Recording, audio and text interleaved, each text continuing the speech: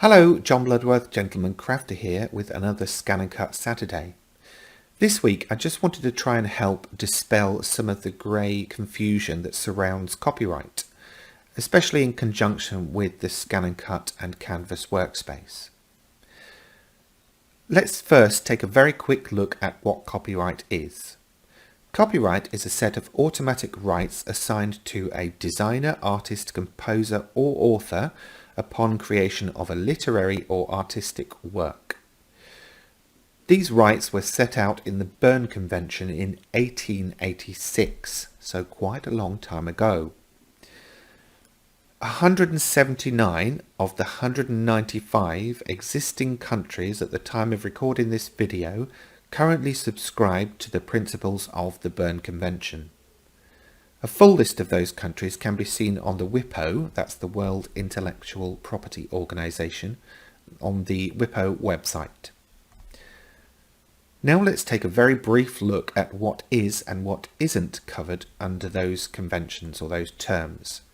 Obviously you can take a full look at the terms on the WIPO website, but this is just a brief kind of thing from a crafter's perspective and in terms of the Scan and Cut. So a creation, as we mentioned earlier, the rights are assigned to a creation, can be loosely broken down into three main categories or stages. We've got an idea, we've got a concept or an invention, and a design. Now under the Berne Convention, only the design is automatically protected. Concepts and inventions can be patent protected. However, an idea cannot be protected. This is why you can go to Google or your favorite search engine right now and search card scoring board, and you will come across a variety of different devices from different companies that will help you score your cardstock in certain ways. The idea of creating a board to assist crafters like you and I with scoring card can't be protected. Whereas both the way in which it functions, the invention, and the overall design, the way it looks, can be protected. So let's kind of try and bring this round to you and I using digital designs for the Scan and Cut. We need to understand what rights we have to use a design under the principles of that Berne Convention. So let's take a look at the three ways we would likely use a design. Personal use. This could be a decorative project for your home, a piece of fan art, or any other project that you may want to give as a gift. There are no automatic rights to us as the end user for personal use. Non-profit. This could be making things to sell on a stall to raise money for a charity. Now, whilst that's commendable and wonderful, there are no automatic rights to charities or to you as a crafter to permit non-profit use of an existing design that's under copyright. Commercial use, so using a design to make things to sell for a profit, a business, even for pocket money, there are no automatic rights under the Berne Convention principles.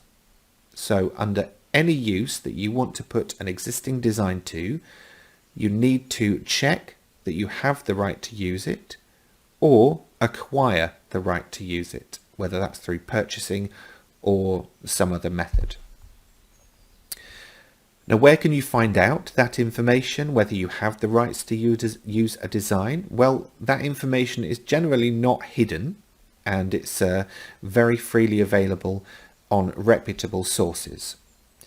So on design sharing websites where you would download things for free, there will always be a terms of use or angel policy outlining what you can use things for. On reputable marketplaces, say for example on Creative Fabrica where I sell my designs, license information is listed on the product page itself.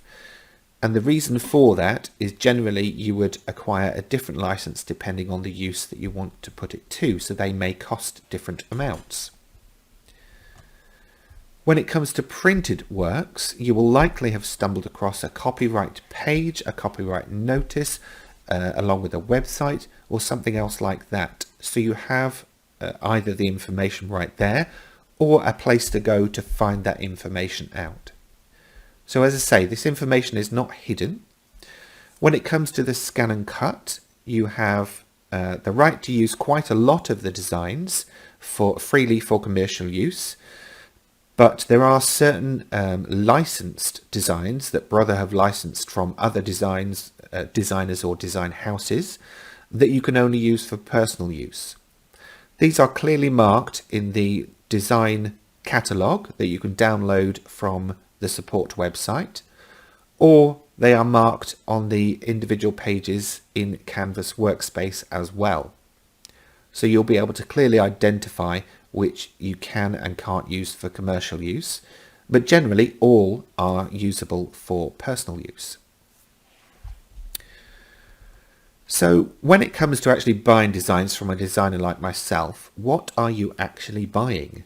That seems to be the misconception that's going around at the moment.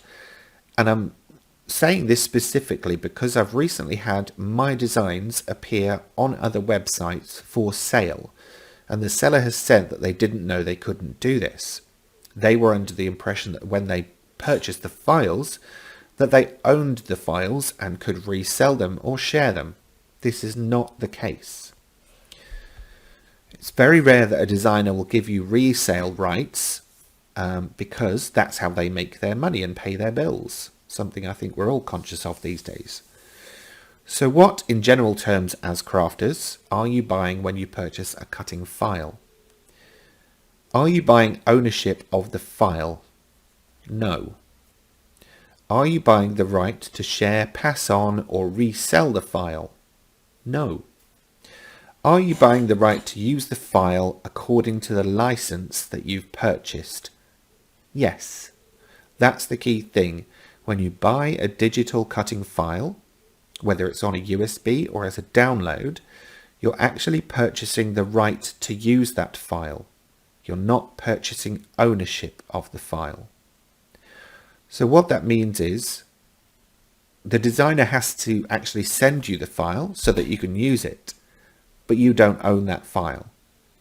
You own the right to use it according to the license that you've purchased, whether that's for personal use, non-profit or commercial, or print on demand. There are various other licenses available. So, long story short, too late. If it exists, it's most likely under copyright. So, check that you have the right to do what you plan to do. But remember, ideas can't be copyrighted. So the idea of a pop-up card can't be copyrighted, but the exact design that another designer has created can be. Okay, now I know that there will be people chomping at the bit wanting to throw in exceptions, grey areas, various different clauses, this, that and the other. Are there exceptions? Sure, there are. However, as I said at the start of this video, I wanted to approach this from a crafter's perspective. And the exceptions are unlikely to apply to the craft world. They mostly apply to journalists and teachers who are able to take advantage of something called fair use. This, for example, in terms of a journalist, would be the case of them standing outside a particular shop where they've got a trademarked or copyrighted logo without infringing the copyright of that logo. Are there different laws in different countries? Technically no, the Berne Convention policy applies in all of the subscribed states. However, there are minor exceptions depending on the territory you're in. For example, America has a parody exception, whereas the UK doesn't. Do things come out of copyright? Yes. However, again, this term usually lasts anywhere between 50 and 95 years from the first publication or after the author's death. So, it's unlikely that the film you saw in 1985 will be out of copyright. It's unlikely that the TV series you saw last week is out of copyright. And all of the characters that are within those productions. So you need to check that you have the right to do what you want to do, or acquire the right to do what you want to do. Simple. Now, sure, ask questions. Please feel free to do that, but do remember I'm not a legal advisory service. I'm only interpreting the Berne Convention according to what I've read on their website. So if you need further clarification about anything that I've said in this video, please do refer to the WIPO website, and also check your local government website in terms of copyright law. But generally, just check. Email the designer, email the website host, reach out, Facebook them, Twitter them, Instagram them, ask the question, what rights do I have to use this design? And if I want to use it for a different purpose, can I acquire the rights? It's that simple. It doesn't have to be the grey, confused, automatic rights, blah blah, that you sort of hear about. So I hope that has helped. As I say, feel free to ask questions. I can't give you specific advice on individual designs, but I hope I've clarified at least some of the things that you can come across with the scan and cut. In the meantime, thanks for watching. Please remember to give the video a thumbs up and subscribe to the channel. Next week, I'm planning on bringing you a project using fake leather, not leather, paper. It's called Craftex. It's a fun material. I will see you then, and thanks for watching.